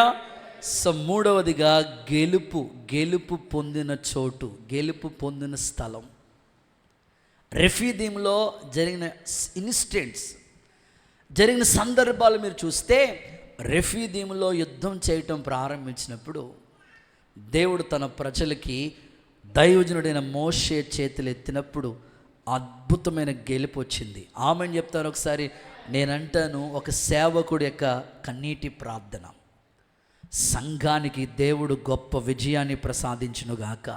ఈ సంఘము రెఫీదీములో అడుగుపెట్టిన ప్రతి కుటుంబాల్లో యేసయ్య విజయం, గెలుపు మీకు సొంతమగినట్లుగా చేయనుగాక. నేనంటాను, గెలుపు ఖచ్చితంగా దేవుని బిడలదే, అంతిమ విజయం అందే. అయితే గెలుపు నువ్వు పొందాలంటే నీకు ఖచ్చితంగా పోరాటం ఉంటుంది. హలో, పోరాటం లేకుండా గెలుపు లేదు. సహోదరుడా, తమ్ముడా, చెల్లి, అక్క, ఆలోచించండి. మీ కుటుంబాల్లో కంపల్సరీ పోరాటం ఉంటుంది. పోరాటం లేకుండా గెలుపు లేదు. మీరు ఏ పోటీనైనా మీరు చూడండి, అది ఆటల పోటీ అయినా పాటల పోటీ అయినా ప్రతిదానికి పోరాటం ఉంటుంది. పోరాటం లేకుండా గెలుపు సొంతం కాదు. విశ్వాస జీవితంలో పౌలు ఇలా మాట్లాడుతుంటాడు, మనం పందెపు రంగమందు ఓపికతో పరిగెత్తాలి. నేను గురి చూడని వాని వాళ్ళే పరిగెత్తడం లేదు. విశ్వాసానికి కర్త, దాన్ని కొనసాగించే యేసు వైపు చూస్తూ ఓపికతో పరిగెడుతున్నాను అన్నాడు. ఉన్నతమైన పిలుపు కలిగి బహుమానం పొందాలని గురి వద్దకే పరిగెడుతున్నాను అన్నాడు. కొన్నిసార్లు నీకు బహుమానం రావాలని, బహుమానం నీకు సొంతం చేయాలని దేవుడు ఆశపడతా ఉన్నాడు. కానీ సాతానుగాడు కూడా ఈ పోరాటంలో నువ్వు నిలబడలేకుండా, ఇంకెందుకులే ఈ పోరాటం మన వల్ల కాదు, మనం గెలుపు పొందలేములే అని నిరాశ అనే వలయాల్లో చిక్కించి నీ ఆత్మీయ జీవితాన్ని గెలుపు సొంతం చేయకుండా ఎన్నో పోరాటాల్లో నిరుత్సాహం వచ్చేస్తుంది నీకు. ఒక దైవజనుడిగా నేను చెప్తున్నాను, ఎందులోకైనా మీరు వెళ్ళండి, అది ఉద్యోగమా, చదువా, వ్యాపారమా, సేవ, బిజినెస్, ఏదైనా సరే ప్రతి దాంట్లో పోరాటం ఉంటుంది. ఇంకా చెప్పనా, ప్రతి దాంట్లో కూడా పోటీ ఉంటుంది. ఇంగ్లీష్లో చెప్పాలంటే కాంపిటీషన్. దేవుడికి స్తోత్రం చెప్పండి ఒకసారి. ప్రస్తుతం ఇప్పుడు ప్రతి దానికి కాంపిటీషన్ పెరిగిపోయింది. ఇన్నాళ్ళు ఒకప్పుడు ఒకే హోటల్ ఉండేది. ఇప్పుడు టిఫిన్ హోటల్స్ మీరు చూడండి, ఒక్క హోటల్ ఉండేది. ఇప్పుడు ఎక్కడ పడితే అక్కడ హోటల్స్ వచ్చేసినాయి. ఒకప్పుడు ఎప్పుడో ఒక సంఘం ఉండేది, ఒక సంఘం, ఒక ఊరికో సంఘం, రెండు సంఘాలు అట్లా ఉండేది. ఇప్పుడు ఈ వీధికో సంఘం వచ్చేసింది. ప్రతిదానికి కాంపిటీషన్ ఉంది. నేనంటాను, కాంపిటీషన్ ఉండాలంతే. దేవుడికి స్తోత్రం చెప్పండి. కాంపిటీషన్ లేకపోతే మనం పరిగెత్తం కదా. మనకి పోరాటం ఉంటేనే గెలుపు. సో ఇంకా ప్రయాసపడవచ్చు. కాంపిటీషన్ ఉంటేనే ఇంకా పరిగెత్తవచ్చు. మీరు చదువుకునే పిల్లలు ఇక్కడ ఉన్నారు, మీకు కూడా కాంపిటీషన్ ఉంటుంది. సో ఎంతమంది అయినా మీకు ఎదురు రానివ్వండి, పోరాడనివ్వండి, గెలుపు మాత్రం దేవుడు తన బిడ్డలకు అనుగ్రహిస్తాడు. సో అమాలేకీలతో యుద్ధం జరుగుతూ ఉంది వాస్తవంగా రెఫీదీములో. మోషే చేతులు ఎత్తినప్పుడల్లా కూడా ఇశ్రాయేలు గెలుపు పొందుతూ ఉన్నారు. కొన్నిసార్లు ఎంతసేపు అని చేతులు ఎత్తాం. ఒకసారి మీరు చేతులు ఎత్తండి అన్న, ఒకసారి వాళ్ళని చూపించన్న, ఒకసారి చేతులు ఎత్తుతున్నారు, ఎంత ఓపికగా చేతులు ఎత్తున్నారు చూడండి అన్న. పెద్దన్న ఒక్క చేయి ఎత్తేవాళ్ళు ఉన్నారు, రెండు చేతులు సగం ఎత్తేవాళ్ళు ఉన్నారు. సార్లు ఆఫ్ చేయమ్మ, మరి అమ్మలాగా ఎత్తండి అమ్మ, ఇలా రెండు చేతులు పైకి ఎత్తండి. సో ఎంతసేపు ఎత్తుతారు? ప్రసంగం అయ్యేదాకా ఇంకొక 10 నిమిషాల వరకు ప్రసంగం కొనసాగించబడుతుంది కదా. ఎంతసేపు ఎత్తుతారు నేను కూడా చూస్తాను మిమ్మల్ని. దేవుడికి స్తోత్రం. చేతులెత్తి చేతులు ఊపుతూ స్తోత్రం స్తోత్రం స్తోత్రం అని చెప్పండి గట్టిగా. ఓకే, అలాగే ఉంచండి కొద్దిసేపు. దేవుడు మిమ్మల్ని ఆశీర్వదిస్తాడు. ఈయనకి బాగానే ఉన్నాడు, సరే దించండి అమ్మ, ఎందుకులే మళ్ళీ లోపల సనుక్కుంటా ఉన్నా. దేవుడికి స్తోత్రం చెప్పండి కదా. ఎంతసేపు అని ఎత్తుతాం? మోషే కూడా చేతులు బరువెక్కిపోయినవి, తన వల్ల కాలేదు. కానీ వెంటనే దేవుడు అద్భుతంగా, ఆశ్చర్యకరంగా అక్కడ ఆదుకునే వాళ్ళని కూడా నియమించాడు. నేను అంటాను, నీవు ఆత్మీయ జీవితంలో ఎప్పుడు కృంగిపోతూ ఉంటావో, ఎప్పుడు విసిగిపోతూ ఉంటావో, ఎందుకులే ఈ పోరాటం నా వల్ల కాదు అని అనుకుంటూ ఉంటావో, అప్పుడే నీకు సహకారులను దేవుడు అక్కడే నీ కోసం సిద్ధపరుస్తూ ఉంటాడు. ఆమెను చెప్తారు ఒకసారి. మోషే చేతులు బరువెక్కిపోయినప్పుడు ఆదుకోవటానికి అహరోను హూరుల్ని మోషే ఏం పిలవలేదు కదా, ఆదుకునే వాళ్ళని కూడా దేవుడు నియమించాడు అక్కడ. కుటుంబాల్లో కూడా కొన్నిసార్లు విసిగిపోతూ ఉంటాం. కొన్నిసార్లు ఎడ్యుకేషన్లో కూడా ఎందుకులా అనుకుంటూ ఉంటాం. కొన్నిసార్లు సేవలో కూడా కొన్నిసార్లు పోరాడి మన వల్ల కాదనుకుంటాం. దేవుడు పోరాటం ఉంటేనే గెలుపు. ఆమెను చెప్పండి ఒకసారి. నీ ఇంట్లో కూడా మారని భర్తను గురించి నేనెందుకులే అని అనుకోవద్దు. ఆయన నీకు ఒక ముళ్ళుగా ఉన్నా ఆయన ద్వారానే నీ కుటుంబాన్ని దేవుడు మార్చబోతున్నాడేమో. ఆమేన్. ఆయన్నే ఒక సాక్షిగా నిలబెట్టబోతున్నాడు. నీ ఇంట్లో ఎవరు నేను ఇబ్బంది పెడుతున్నారో వాళ్ళనే ఒక సాక్షిగా దేవుడు వాడుకుంటాడు. గెలుపు మందే. ఏమండి, దావీదు గొల్యాతు స్టోరీ మీకు తెలుసు కదా. 40 రోజుల నుంచి సవాలుగా నిలబడ్డాడు కదా గొల్యాత్. కానీ దావీదు దగ్గర యుద్ధాయుధాలు ఏమీ లేవు. ఉన్నది ఒకటే 5 రాళ్ళు. దేవునికి స్తోత్రం. ఆ రాయి ప్రభువే కదా, క్రీస్తు యేసే ముఖ్యమైన మూలరాయి ఉండగా అపోస్తులు ప్రవక్తలు వేసిన పునాది మీద నువ్వు కట్టబడాలి. నీ ఆత్మీయ జీవితంలో గెలిపిస్తాడు. ఓడిపోవద్దు. పోరాడి అలసిపోవద్దు. ఖచ్చితంగా గెలిపిస్తాడు. వ్యాపారం డల్గా ఉందని కృంగిపోకండి. మొదట నీ స్థితి కొద్దిగానే ఉంటుంది, తొదకు మహాభివృద్ధిని దేవుడిస్తాడు. ఎడ్యుకేషన్ ఫీల్డ్లో కూడా ఏమి అర్థం కావట్లేదు బ్రదర్, అస్సలు నాకు బుర్రకెక్కట్లేదు, ఏంటి అంతప్పుడు ఇంగ్లీష్ మీడియం అయిపోయింది, ఏం అర్థం కావట్లేదు. అలాగే ఉంటుంది, ఏం అర్థం కాదు. అలాగ చదవగా అర్థం చేసుకునే జ్ఞానం దేవుడు నీకు ఇస్తాడు. యేసయ్య నామములో కృప అనుగ్రహించబడును గాక. చేతులెత్తి చెప్పండి హల్లెలూయా. సో బైబిల్లో మీరు చూడండి, గెలుపు గురించి కొన్ని మాటలు చెప్తాను. 44వ కీర్తన 3వ చరణం మీరు చూస్తే, 44వ కీర్తన 3వ చరణం. వారు తమ ఖడ్గము చేత దేశమును స్వాధీనపరచుకోలేదు. ఓకే. వారి బాహు వారికి జయం ఇవ్వలేదు. వాళ్ళ బాహు వాళ్ళకి జయం ఇవ్వలేదు. నీవు వారిని కటాక్షించితివి కనుక నీ దక్షిణ హస్తమే నీ బాహువే నీ ముఖ కాంతియే వారికి విజయము కలుగు చేశాను. అందరూ ఆమెన్ చెప్పు గట్టిగా. ఆమెన్ అనండి. నేను ఆశపడుతున్నాను మన సంఘ బిడ్డలు మార్చిలో రాయబోయే ఎగ్జామ్స్ అయినా, గ్రూప్ 2 కొరకు సిద్ధపడుతున్న వాళ్ళైనా, ఎవరైనా సరే దేవుని బాహువే వాళ్ళకి విజయాన్ని ప్రసాదించునుగాక. కుటుంబాల్లో కూడా ఏ పోరాటంలో నువ్వు ఉన్న దేవుని దక్షిణ హస్తంతో దేవుడు నిన్ను ఆదుకునుగాక. ఆయన చేతులే నీకు విజయాన్ని కలుగు చేయబోతున్నాయి. పోరాటం గెలుపు. వాళ్ళ చేతుల ఖడ్గం వాళ్ళకి జయాన్ని ఇవ్వలేదట. ఏమండి, వాస్తవంగా యుద్ధానికి వెళ్ళేవాళ్ళు వాళ్ళ చేతిలో ఉన్న కత్తి ద్వారా జయాన్ని పొందుతారు. కానీ వాళ్ళ కత్తి వాళ్ళకి జయం ఇవ్వలేదంట, దేవుని హస్తమే వాళ్ళకి జయాన్ని కలుగు చేసింది. ఇంకొంచెం బైబిల్లో మనం చదివితే యాకోబు స్టోరీ కూడా మనకు గుర్తు రావాలి. యాకోబు గురించి మనం బైబిల్ చదువుతూ ఉంటుంటే పోరాడి గెలిచాడు. చెప్పండి, ఏం చేశాడు చెప్పండి. యాకోబు పోరాడి గెలిచాడు. మీరు ఆ మాట చదువుతారు. ఆదికాండం 32:28. ఆదికాండం 32:28. నీవు దేవునితోనూ మనుషులతోనూ పోరాడి గెలిచితివి గనుక ఇక మీదట నీ పేరు ఇశ్రాయేలే గాని యాకోబు అనబడదు. పోరాడి గెలిచితివి. నేను ఖచ్చితంగా సేవకుడిగా విశ్వాసులైన మీ అందరితో చెప్తున్నాను, మీ ఇంట్లో పోరాటం ఉందంటే గెలుపు నీ సొంతం అయిపోతుంది. గట్టిగా చెప్పండి ఆమేనని. సో ఇదే స్థలంలో మందిరం గురించి ఎంతో పోరాటం మాకు. అప్పుడు ఫాస్టింగ్ చేయడం మొదలుపెట్టాం. అంతే, ఆ ప్రార్థనల ద్వారా పోరాటంలో దేవుడు విజయం ఇచ్చేశాడు. ముంగండ్లో మందిరం కట్టాం, అక్కడ కూడా పోరాటమే. అక్కడ ఉపవాస ప్రార్థనలు చేయటం మొదలెట్టాం, దేవుడు విజయం ఇచ్చాడు. ప్రస్తుతం ఇప్పుడు కండ్రిగలో పోరాటం మాకు. దేవుడికి స్తోత్రం చెప్పండి. ఉపవాసాలు ప్రార్థన చేస్తూ ఉన్నాం, గెలుపు మనదే. ఆమేన్ చెప్పండి ఒకసారి. దేవుని బిడలకి ఎప్పుడు దేవుడు విజయం ఇస్తాడండి. కొంతకాలమే పోరాడితే దేవుడు మనకు విజయం ఇస్తాడు. ఒక సందర్భం మీకు చెప్తాను. బైబిల్లో ఈ మాట మీకు ఎప్పుడు గుండెలో గుర్తుంచుకోవాలి.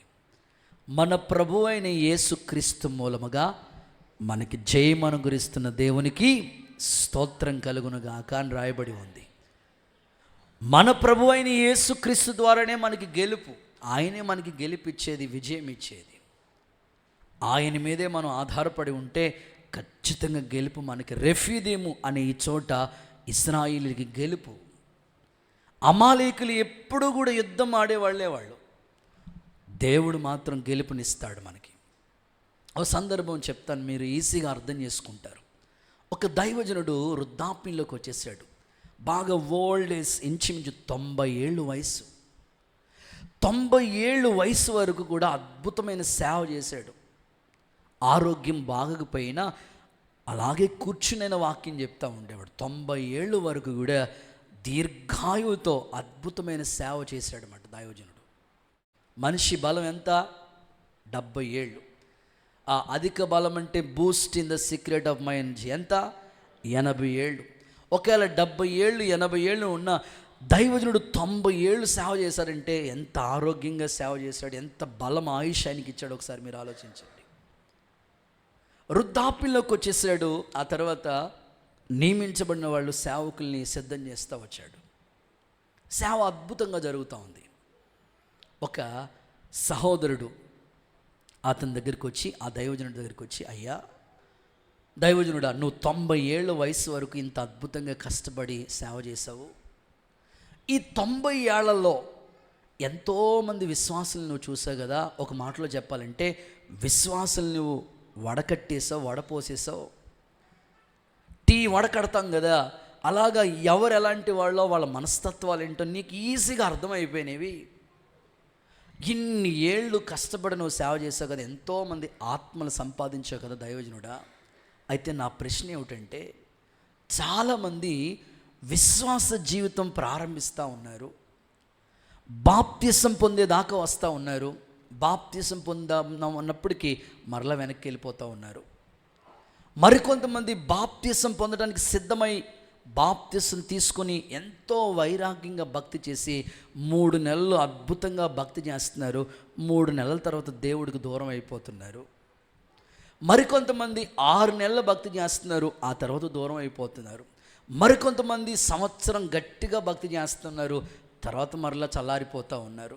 ఇంకొంతమంది 5 ఏళ్ళు, ఒకవేళ మరింత విశ్వాసం ఉంటే 10 ఏళ్ళ వరకు బాగానే ఉంటున్నారు. ఆ తర్వాత కూతురు పెళ్ళో, ఆ తర్వాత కొడుకు పెళ్ళో వచ్చినప్పటికీ ఆచారాలు, సిద్ధాంతాలు, ఈ నామకార్థ క్రైస్తవంలోకి వెళ్ళిపోయి మరలా లోకంలో కలిసిపోతూ ఉన్నారు. 10 ఏళ్ళ కంటే ఎక్కువ భక్తి చేయలేకపోతున్నారు క్రైస్తవ బిడలు. కానీ నువ్వు 90 ఏళ్ళు అద్భుతంగా అలుపెరగని ఈ పోరాటంలో అద్భుతమైన జయాన్ని ఎలా పొందగలిగావయ్యా? ఈ 90 ఏళ్ళు సేవ, మధ్యలో సేవ విడిచిపెట్టేసి వెళ్ళిపోవాలనే మనసు నీకు రాలేదా? ఎంతోమంది ఎందుకయ్యా మధ్యలో దూరం అయిపోతున్నారు దేవుడికి, సంఘానికి, పరిచర్యకి, సేవకి అని ఆ దైవజనుడిని ఈ సహోదరుడు వెళ్ళి ప్రశ్నించాడు. వెంటనే ఆ దైవజనుడు ఆ సహోదరుడికి, ఆ యవ్వన సహోదరుడికి అద్భుతమైన ఆన్సర్ ఇచ్చాడట. ఏమని ఆన్సర్ ఇచ్చాడో తెలుసా? ఒకే ఆన్సర్ ఇచ్చాడట. ఆ ఆన్సర్ ఎలా ఉంది? ఆ ఆన్సర్ ఎలా ఉందంటే, తన దగ్గర ఒక అద్భుతమైన, ఆ సేవకుడి దగ్గర ఒక అద్భుతమైన చిన్న కుందేలు ఒకటి ఉంది. కుందేలు ఒకటి ఉంది. ఆ కుందేలుతో పాటు తన ఇంట్లోనే పెంపుడు కుక్క ఒకటి, చిన్నది పెంపుడు కుక్క ఒకటి ఉంది. తనకి అర్థమయ్యేటట్లుగా చెప్పడం కోసం ఆ యొక్క ఎగ్జాంపుల్ అతనితో చెప్తా ఉన్నాడు ఆ దైవజనుడు. ఈ కుందేలు కొంచెం దూరం నడుచుకుంటా వెళుతూ ఉంది. ఈ కొంచెం దూరం వెళ్ళినప్పటికీ కొంచెం కనిపించట్లేదు ఆ కుందేలు. వెంటనే పెంపుడు కుక్క ఉందేమో, ఆ పెంపుడు కుక్క గబగబగబా మురుగుతూ ఉందన్నమాట. కనిపించట్లేదు, అయ్యో కుందేలు ఏమైపోయిందని మురుగుతూ ఉందన్నమాట. సో ముందుకెళ్ళినప్పటికీ ఆ ఊరిలో కొన్ని కుక్కలు యాడ్ అయ్యి అవి కూడా మొరగటం ప్రారంభించాయి. స్తోత్రం చెప్పండి ఒకసారి. ఈ కథ చెప్తే నీకు అర్థమైపోయింది కదా అన్నాడు. నాకేం అర్థం అవ్వలేదు. మీకు ఏమైనా అర్థమైందా? మీకు అర్థమైపోయి ఉంటుందేమో. స్తోత్రం చెప్పండి. ఏం అర్థం కాలేదు కదా, ఇప్పుడు చెప్తాను చూడని చెప్పి, ఇదిగో అది కుందేలు, పెంపుడు కుక్క, ఈ 2 కూడా ఈ ఇంట్లోనే పెరుగుతూ ఉన్నాయన్నమాట. ప్రతిరోజు కూడా కుందేలు ముఖం కుక్క చూస్తూ ఉంటుంది, కుక్క ముఖం మాట్లాడండి అమ్మా, కుందేలు చూసుకుంటుంది. ఈ రెండిట్లకి మంచి ఒక ఆత్మీయ బంధం ఉంది. మంచిగా ఎదుగుతున్నాయి, ఇక్కడే ఎదుగుతున్నాయి కాబట్టి ఒక్క క్షణం కనపడలేనప్పటికీ అది కనిపించలేదంటే అరిచి మొరుగుతూ ఉంది. ఈ కుక్క మొరుగుతున్నాయని ఊరిలో కుక్కలన్నీ కూడా మొరుగుటం ప్రారంభించాయి. ఇప్పుడు దీని అర్థం ఏంటో తెలుసా అని నేను ప్రారంభించి, వాస్తవంగా ఈ కుక్క ఎందుకు మొరిగిందంటే కుందేలు కనబడలేదని మొరిగింది. కానీ ఊళ్ళో కుక్కలని ఎందుకు మొరిగినాయి అంటే ఈ కుక్క మొరిగిందని అన్ని కుక్కలు కూడా మొరిగినమాట. స్తోత్రం చెప్పండి ఒకసారి. ప్రస్తుతానికి చాలామంది క్రైస్తవులు మధ్యలో భక్తి ఎందుకు దూరం అయిపోయి, దేవునికి దూరమై, సేవకు దూరమై, సంఘానికి దూరమై, భక్తి మధ్యలోనే క్రైస్తవ్యాన్ని విడిచిపెట్టేస్తున్నారంటే వాళ్ళు ఎవరినో చూసి భక్తి ప్రారంభిస్తున్నారు. హలో, ఎవరెవరినో చూసి భక్తి ప్రారంభిస్తున్నారు. వాళ్ళు చల్లారిపోతే వీళ్ళు కూడా చల్లారిపోతూ ఉన్నారు అని చెప్తూ, ఈ కుక్క అయితే కుందేల్ని చూసి మొరగటం ప్రారంభించింది అని చెప్పి, నీ భక్తి మధ్యలో ఎందుకు ఆగిపోతుందో తెలుసా? నువ్వు పోరాడి ఎందుకు గెలవలేకపోతున్నావు తెలుసా? విశ్వాసానికి కర్త, దాన్ని కొనసాగించే యేసు వైపు చూస్తే ఓపికతో నువ్వు పరిగెత్తగలుగుతావు. చప్పట్లు కొడుతూ యేసయ్యకి మహిమ చెల్లిస్తావా? మధ్యలో ఎవరిని చూసినా, మధ్యలో ఏ విశ్వాసి, పలానా విశ్వాసి తొలగిపోయారంట కదా, పలానా వాళ్ళు అలా పడిపోయారంట కదా, జారిపోయారంట కదా, తొలగిపోయారంట కదా, మరలా లోకంలో కలిసిపోయారంట కదా, వీళ్ళని చూసావంటే మధ్యలోనే జారిపోతావు. వాళ్ళు లోక ప్రేమలో లీలమైపోయారంట కదా, వాళ్ళని చూసావంటే నువ్వు త్రొట్టిల్లిపోతావు. నువ్వు చూడవలసింది ఖచ్చితంగా ప్రభువుని చూడాలి. నేను ఈ 90 ఏళ్ళ సేవలో నిలబడ్డానంటే, సంఘం నిలబడిందంటే, నేను సేవకు వచ్చినప్పుడు వీళ్ళెవరూ లేరు. నేను యేసయ్యను చూసి సేవకు వచ్చాను. ఆయన మీదే నా గురుంది, ఇప్పటికీ ఆయన మీదే నా గురుంది కాబట్టి ఈరోజు వరకు సేవలో నిలబడ్డానని చెప్పాడంట. దేవునికి స్తోత్రం కలుగునగాక. ఈరోజు నేను ఖచ్చితంగా చెప్పగలుగుతున్నాను, ఎంతోమంది ఓడిపోతున్నారు, ఎంతోమంది మధ్యలో ఆగిపోతున్నారు వాళ్ళ పోరాటం. దానికి కారణాలు ఏంటో తెలుసా? ఎవరెవరినో చూసి నువ్వు భక్తి చేస్తున్నావేమో. నీ భక్తిని ఇతరులతో కొలవద్దు, వాళ్ళని చూసి వీళ్ళని చూసి భక్తి చేయొద్దు. నీ ఎదుట, నీ కన్నుల ఎదుట ప్రభు ప్రత్యక్షమగునుగాక. ప్రభు సిలువను ఎలాగ భరిస్తూ వచ్చాడో, తండ్రి చిత్తాన్ని ఎలాగ నెరవేరుస్తూ వచ్చాడో, ఆయన వైపు నువ్వు చూసినప్పుడే గెలుపు నీకు సొంతమవుతుంది. సేవకులుగా మీ కొరకు మేము చేతులెత్తి ప్రార్థిస్తాం, కానీ నీ గురి తప్పిపోకూడదు. పౌలు ఆ మాట చెప్తున్నాడు కదా, ఆ ఒక్క మాట చదువుకుని మనం ప్రార్థన చేసేసుకుందాం. హెబ్రీయులకు రాసిన పత్రిక 12వ అధ్యాయం 1-2 వాక్యాలు చదువుకుని మనం ముగించుకోబోతున్నాం. హెబ్రీయులకు రాసిన పత్రిక 12వ అధ్యాయం 1-2 వాక్య భాగాలు. ఇంత గొప్ప సాక్షి సమూహము మన మేఘము వలె ఆవరించి ఉన్నందున మనము కూడా ప్రతి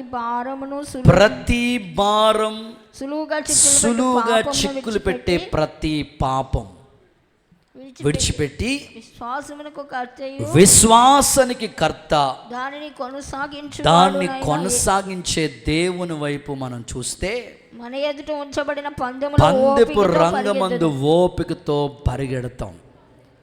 యేసుక్రీస్తు ప్రభు గురించి కూడా మాట్లాడుతున్నాడు. ఆయన తన ఎదుట ఉంచబడిన ఆనందము కొరకై, ఆనందం కోసం అవమానాన్ని నిర్లక్ష్యం చేశాడు, సిలువను సహించి సిలువను భరించాడు, దేవుని సింహాసనం యొక్క సింహాసనం మీద కుడి పార్శ్వమున కూర్చుని ఉన్నాడు. నేను చెప్తున్నాను, నీ జీవితంలో ఎవరో ఏదో అన్నారు. చాలామంది సంఘానికి ఎందుకు దూరం అవుతారంటే, వాళ్ళు ఏదో అన్నారండి, వాళ్ళంటే మేము ఎందుకు రావాలండి అని మానేస్తూ ఉంటారు. ఎవరో అంటే ఏంటి? నువ్వు నిజంగా దేవుడి వైపు చూస్తే ఎప్పుడు దూరం అవ్వవు. దేవునికి స్తోత్రం. ఎవరెవరో ఏదో అంటే ఏంటి? ఇక్కడ నీకు కావాల్సింది దేవుడు, తర్వాత దైవజనుడు. స్తోత్రం, హల్లెలూయా. నువ్వు ఖచ్చితంగా ప్రభువుని గురి కలిగి ఉంటే ఎప్పుడు దేవునికి దూరంగా ఉండలేవు. అలాగున దేవునిలో స్థిరపరచబడి రెఫీదీములో ఉన్న అనుభవాలన్నీ కూడా నువ్వు కలిగి జీవించాలని మనస్ఫూర్తిగా కోరుకుంటున్నాను. ఈ మాటలు దేవుడు మన వెనుకల్లో దీవించునుగాక. చెప్పండి, తిరిగి మరలా ఒకసారి లెసన్ మరలా మొదటి కొద్దాం. ప్రారంభం అప్ చెప్తే ఈ పాఠాన్ని ముగించుకోబోతున్నాం. వారు ఎక్కడ దిగారు చెప్పండి? రెఫీదీంలో. మీరు ఎక్కడ దిగారు? షమ్మాలో ల్యాండ్ అయ్యారు. మీరు ఇక్కడ ఒక్క 2 నిమిషాల్లో ఫ్లైట్ మళ్ళీ కదలబోతుంది. దేవుడికి స్తోత్రం. ఇది ఇంత గొప్ప సాక్ష్యం ఎక్కడికి వెళ్తుందో తెలియదు ఇప్పుడు. దేవుడికి స్తోత్రం, హల్లెలూయా చెప్పండి ఒకసారి. హల్లెలూయా. ఇప్పుడు రెఫీదీములో ఉన్న అనుభవాలు ఏంటి, రెఫీదీం యొక్క ప్రాముఖ్యత ఏమిటనంటే 3 మాటలు చెప్పాను. చెప్పండి. 1, దాహము తీరిన స్థలం, అది చోటు. నీకు కూడా ఇక్కడ ఆత్మీయ దాహాన్ని దేవుడు తీర్చబోతున్నాడు. 2, విశాలమైన స్థలము రెఫీదీం. నీ హృదయం కూడా ఇక్కడ విశాలపరచబోతున్నాడు దేవుడు. సంకుచిత హృదయంతో ఉండొద్దు, విశాల హృదయంతో అర్థం చేసుకో. 3వది, థర్డ్ వన్, గెలుపు పొందిన చోటు. ఇక్కడ కూడా దేవుడు నీకు గెలుపు ఇవ్వబోతున్నాడు. ఆమేన్. నువ్వు పోరాడు, దేవుడు నీకు గెలిపిస్తాడు. సులువుగా చిక్కులు పెట్టే వాటి వైపు చూడొద్దు, ఎవరెవరి వైపు చూడొద్దు. సంఘంలో వాళ్ళు ఇలాగ ఎవరి వైపు చూడొద్దు. నువ్వు ప్రభు వైపు చూస్తేనే నీ పోరాటం ఆగదు, గెలుపు నీకు అవుతుంది. కాబట్టి ఈ మాటలు దేవుడు నీ గుండెల్లో ముద్ర వేయునుగాక. మొక్కరి